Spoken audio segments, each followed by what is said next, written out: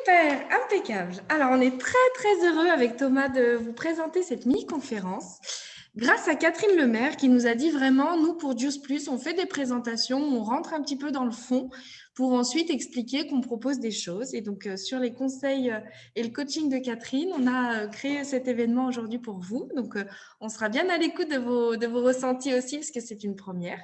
Et le but, c'est de faire une mini-conférence sur s'inspirer de l'art et des neurosciences. Pourquoi faire comment et avec qui? Alors, nous sommes Thomas et Mélanie, les cofondateurs d'Art for Science. Et on va vous raconter une partie de notre histoire, une version un petit peu courte, parce qu'il y a certaines personnes d'entre vous qui connaissent déjà une version un petit peu plus longue. Et pour les personnes qui ne nous connaissent pas, on voulait vous refaire une petite mise en contexte, si ça vous va. Et cette histoire, elle commence en 2012, quand Thomas était coach sportif et qui découvre, grâce à l'une de ses clientes, qu'il a un cancer dans le pied. Voilà.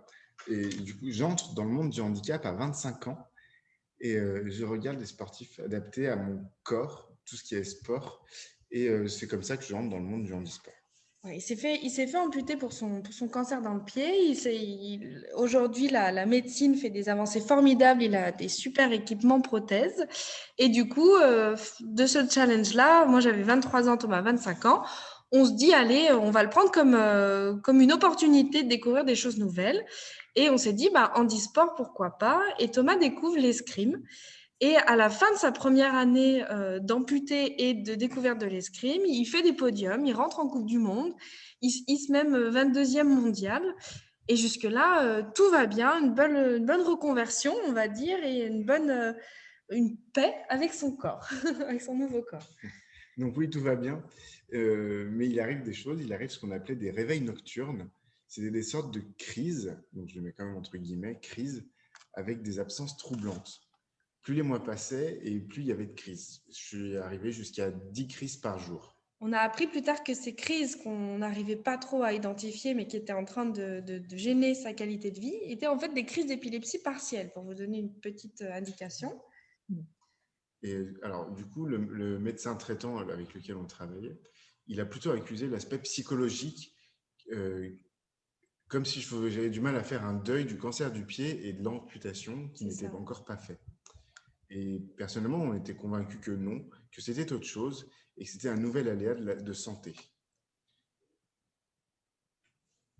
Du coup, on a lutté, en fait. On a lutté avec le médecin traitant pour savoir ce que c'était, ces crises. Et du coup, Thomas, au bout d'un moment, demande un IRM cérébral, parce qu'on a fait plein d'analyses médicales qui n'ont rien donné. Et il y a l'IRM cérébral, et là, le verdict tombe. Alors, ce verdict, il ne nous a pas fait rire, parce qu'il s'agissait d'une tumeur cérébrale et qui prenait une grande partie du cerveau sur la partie gauche.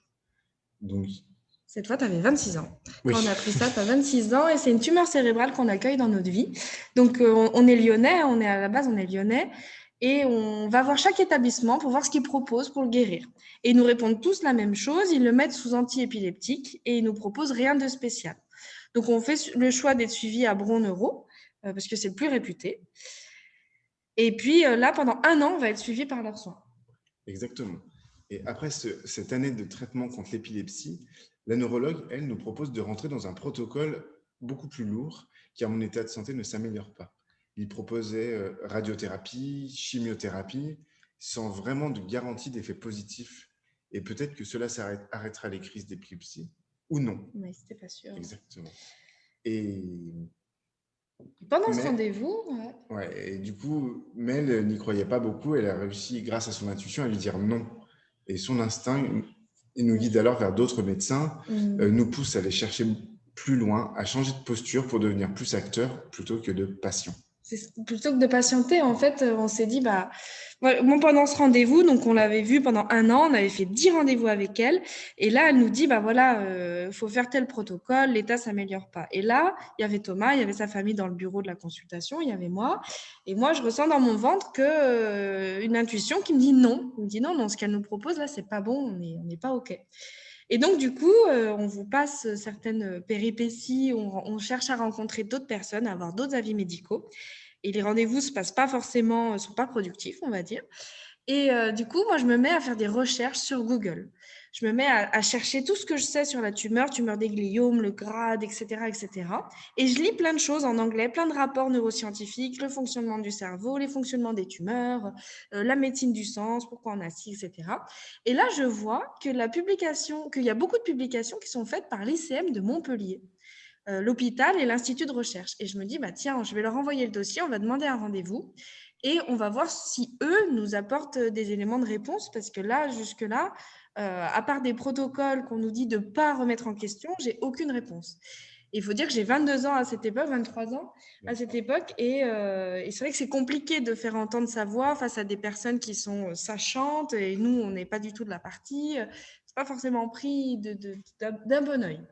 Et là, on va à Montpellier et le verdict tombe à nouveau. Le protocole de Lyon, donc Montpellier nous explique en effet que le protocole de Lyon ne nous soignera pas et que l'espérance de vie de Thomas est limitée à maximum 3 ans. Et de là, ils nous disent, nous, il y a le professeur Hugues Dufaux qu'il faut à tout prix que vous rencontriez, parce que lui, il a révolutionné le monde du cancer du cerveau, parce qu'il a mis au point une opération qui permet d'amputer des bouts de cerveau pour enlever les tumeurs cérébrales. Et c'est une innovation qu'il a créée il y a 15 ans, donc à l'époque, donc là c'était il y a 20 ans, et qui permet voilà, de vraiment guérir et soigner les personnes. Du coup, 1 mois après, Thomas est sur la table d'opération. Et là, du coup, on plonge dans le monde des neurosciences avec l'ICM de Montpellier, avec le labo de Montpellier et avec ce neurochirurgien. Et il nous explique le fonctionnement incroyable du cerveau humain. Ils nous apprennent que le cerveau a la capacité à se réorganiser, ça s'appelle la plasticité cérébrale. Ils nous expliquent que le cerveau de Thomas, face à cette tumeur, a déplacé ses fonctions dans d'autres endroits de son cerveau et que grâce à la plasticité cérébrale, une amputation du cerveau est possible, ce qui va améliorer le pronostic vital des patients malades. Et de là, on fonce parce que c'était quand même une bombe à retardement, une tumeur qui prend presque toute la partie gauche, c'était quand même compliqué. Et Thomas se fait opérer et se fait amputer l'équivalent de la taille d'un pamplemousse. Donc pour tous ceux qui sont allés sur notre site internet, vous voyez les artistes qui prennent la photo avec, et derrière nous aussi quand on remettra la caméra, qui prennent la photo avec un pamplemousse. Et en fait, c'est vraiment ça. Le neurochirurgien m'a appelé le jour de l'opération pour dire tout s'est bien passé et j'ai enlevé l'équivalent de la taille d'un pamplemousse. C'était l'un des records. En général, c'est des clémentines, etc. Donc, si vous voulez, on pourra vous raconter comment s'est passée l'opération, parce que Thomas était réveillé pendant l'opération, il parlait avec une orthophoniste, et il y avait toute une cartographie qui se faisait. Donc, on pourra revenir dessus si vous voulez. Donc, voilà, ça, c'était une première épreuve. En gros, si nous n'avions pas fait appel à notre intuition, à nos ressources internes, j'aurais suivi le protocole de Lyon. Et si nous ne l'avions pas remis en question, là, aujourd'hui, je ne pourrais plus vous parler. Nous sommes en 2021. Donc, nous avons, après tout ça, donc Thomas a dû faire une rééducation, parce qu'enlever la taille d'un pamplemousse, ça chamboule quand même le cerveau. Et du coup, il fallait faire une rééducation pour réapprendre à parler, à reconnecter les neurones entre eux, parce que tous les chemins neuronaux avaient été supprimés. Et du coup, une fois qu'on est sorti de tout ça, on a décidé de sortir différent de cette aventure et d'en connaître plus sur nos ressources internes. On s'est beaucoup interrogé sur pourquoi mon intuition et mon cerveau m'ont fait réagir comme ça pendant ce rendez-vous avec cette neuroscientifique. Qu'est-ce qui m'a fait tenir bon face à la pression de Lyon et la famille et la belle famille qui prenaient très mal le fait que l'on prenne du temps pour explorer d'autres voies possibles. On s'est rapproché des chercheurs qui récupèrent ces bouts de cerveau amputés et du chirurgien. Eux, ils nous ont expliqué à quel point notre cerveau est incroyable et à quel point nous pouvons avoir nos propres ressources en interne pour prendre des décisions qui sont les meilleures pour nous. Ils nous ont expliqué 2 choses marquantes et complémentaires. La première chose, c'est que l'ennemi numéro 1 de notre cerveau, c'est la fainéantise. Plus on va être feignant, plus on va confier des tâches, par exemple, à nos smartphones, comme la navigation d'un point A à un point B avec un GPS. Là, le GPS, il ne faut pas en parler au neurochirurgien Hugues Dufaux. Ou comme le fait de moins lire, etc. Eh bien, plus notre cerveau va perdre en vivacité. Plus il risque du coup d'être malade, et moins il risque de réagir comme nous l'avons fait face à un protocole qui ne nous sauve pas.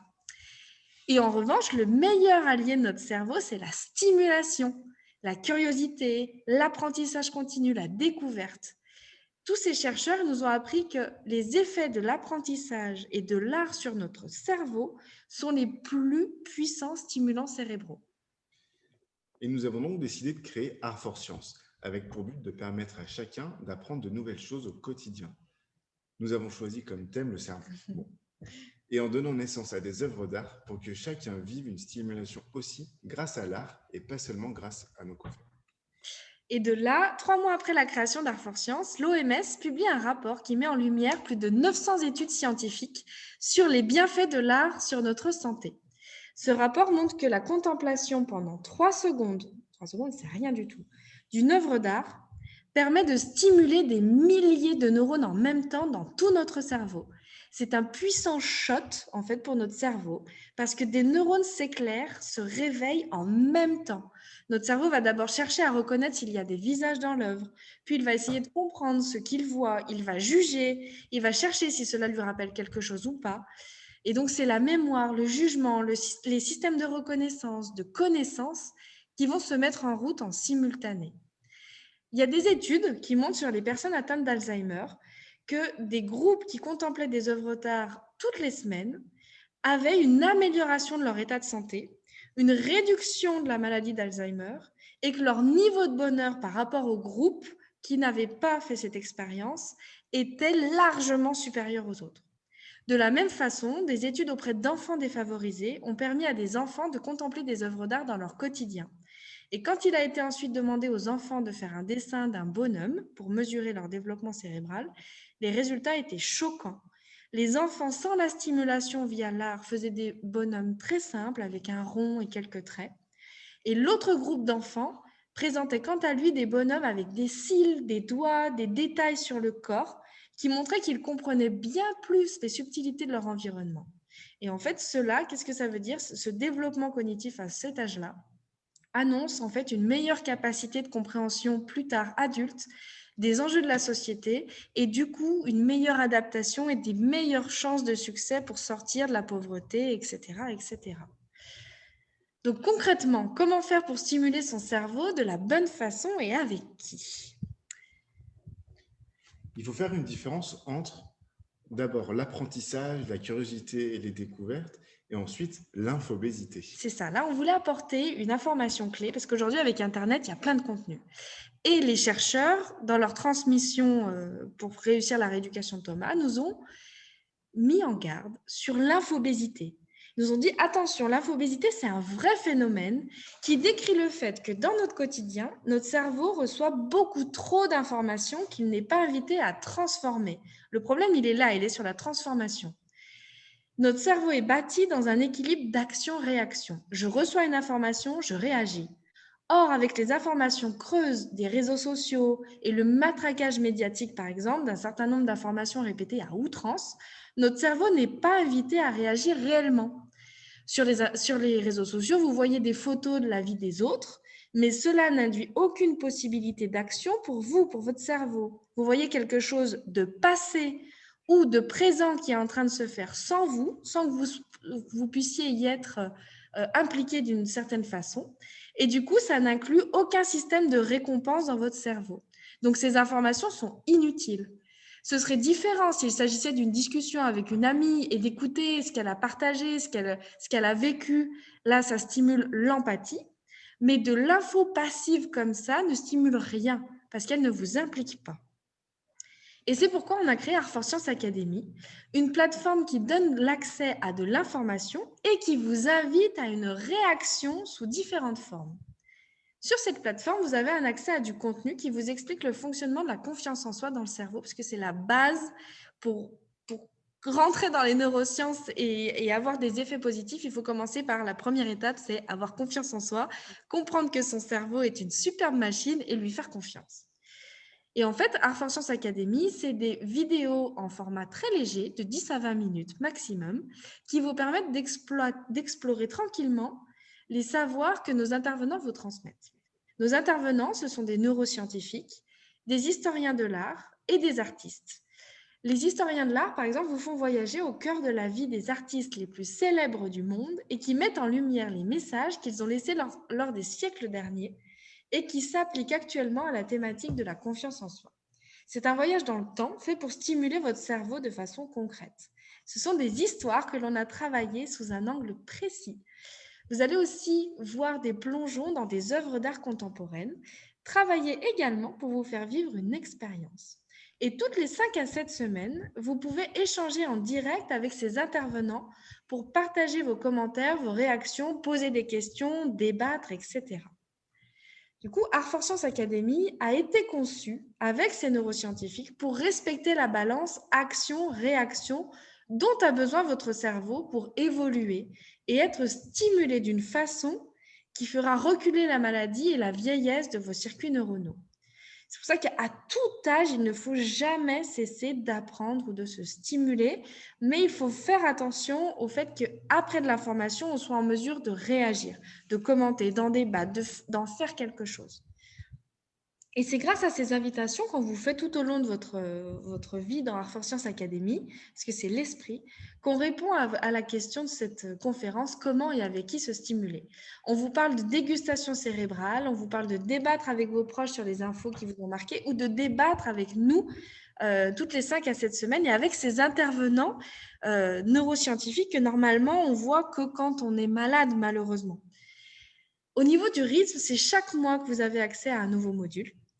Et dans le premier module, il est animé par Karima Kalaoui. Là, je ne sais pas si vous nous suivez sur les réseaux sociaux, sur LinkedIn notamment. On va monter sur scène le 1er juillet avec Karima pour donner une conférence à l'entreprise du futur. Et en fait, Karima, elle est neuropsychologue au Canada, à l'Institut Pinel, et elle accompagne les serial killers les plus dangereux de la côte nord américaine qui ont été condamnés par les tribunaux et reconnus non criminellement responsables parce qu'ils ont une maladie mentale. Parce que commettre des meurtres, ce n'est pas normal, c'est que notre cerveau n'a pas mis les bonnes barrières, donc c'est une maladie de notre cerveau. Et avec Art for Science Academy, vous êtes en première loge pour comprendre l'importance de notre cerveau et que même dans les cas où des personnes commettent des actes irréparables, rien ni personne n'est jamais laissé au désarroi d'un cerveau qui a déraillé. Elle va vous parler de la psychiatrie moderne, elle nous parle de la schizophrénie et de comment notre cerveau peut déraper et pourquoi. Et nous vous proposons là, en fait, un voyage au cœur des extrêmes pour vous apporter des notions sur l'importance d'une hygiène de vie et vous rassurer sur le fait que rien n'est jamais terminé. Notre cerveau peut toujours progresser et se remettre dans le bien. Ensuite, dans le deuxième mois, vous avez un voyage au cœur de la vie de Vincent Van Gogh qui a mené une lutte acharnée pour gagner en confiance en lui. Et il y est arrivé, à la fin de sa vie, certes, mais il y est arrivé. Karima évoque d'ailleurs juste avant, dans le premier module, qu'il était schizophrène. Voilà, donc Art for Science, on est une association, il ne faut pas l'oublier. Et une association, et toutes nos actions ont pour but de financer le progrès médical. Nous finançons la recherche médicale qui lutte contre les tumeurs cérébrales, vous vous en doutez, des adultes et des enfants, où c'est la deuxième cause de cancer. Et au lieu d'être une association qui demande simplement des dons, on a décidé de former des artistes et de créer une école du cerveau en ligne pour tous les adultes qui souhaitent développer leurs ressources internes et avec bien sûr l'art de la neuroscience. La neuroscience, c'est ça. Donc voilà notre présentation. J'espère que tout est bien passé, que la caméra, etc., que le son marche bien, que l'écran a bien marché. Donc, qu'est-ce que vous en pensez? Est-ce que, je ne sais pas si j'ai réussi à remettre la caméra. Oui, normalement, oui, bon, vous voyez. on voit. Super. Non, moi, je ne vois pas. Plus. Ah, si, je vois. Est-ce que tu penses que vous pouvez arrêter les slides pour qu'on se voit tous? Bien sûr. Ah, voilà, bonne idée. Impeccable. Voilà. J'ai une petite question pour vous. J'ai une petite question pour vous, bien que je connaisse la réponse, mais je me dis que ça va intéresser les autres aussi. Peut-être que vous expliquiez les autres activités de l'association en dehors de l'académie. Tout à fait. En fait, la première année d'Art for Science, on a formé et recruté des artistes que vous voyez entre autres derrière nous. On les a formés avec le professeur Hugues Dufaux et ses équipes au fonctionnement du cerveau pendant une journée. Et en fait, on a expliqué aux artistes le fonctionnement de l'art et les effets de l'art sur le cerveau. Et on leur a dit, on veut partager toutes ces informations-là. On va apporter notre témoignage avec Thomas, qui va s'exprimer devant tout le monde avec la moitié d'un cerveau en moins, en montrant que la plasticité cérébrale, que le potentiel, il est vraiment réel, il est concret. Mais on ne veut pas faire que du verbatim, on ne veut pas faire que de la conférence. On voudrait aussi que les gens puissent vivre ces mini-expériences, ces mini-extases devant vos œuvres d'art. Et qu'ils fassent quoi que ce soit ou même rien du tout, le fait qu'ils aient regardé les œuvres d'art qu'on avait à leur proposer, on aura amélioré un petit peu la santé de tout le monde. Et donc, du coup, aujourd'hui, Art for Science, c'est des formations pour des artistes qui ensuite créent des œuvres d'art que l'on expose. Avec Covid, on a créé une galerie en ligne jusqu'à qu'on puisse reprendre des choses. À l'entreprise du futur, on va faire une exposition. Donc, ces œuvres d'art sont à vendre et il y a une partie qui va pour l'artiste et l'autre partie qui va directement à la recherche. Et toutes nos conférences, toutes nos interventions, on les a digitalisées dans Art for Science Academy. Et aujourd'hui, quand vous adhérez à notre association, vous avez en contrepartie l'accès à Art for Science Academy. Et on fait aussi des conférences en entreprise. Et on crée des partenariats, etc. Donc aujourd'hui, les activités d'Art for Science sont celles-ci. Et on a aussi quelques sympas donateurs mensuels qui s'abonnent à l'abonnement. À l'abonnement, ouais. Donc voilà, pour présenter plus globalement ce qu'on fait.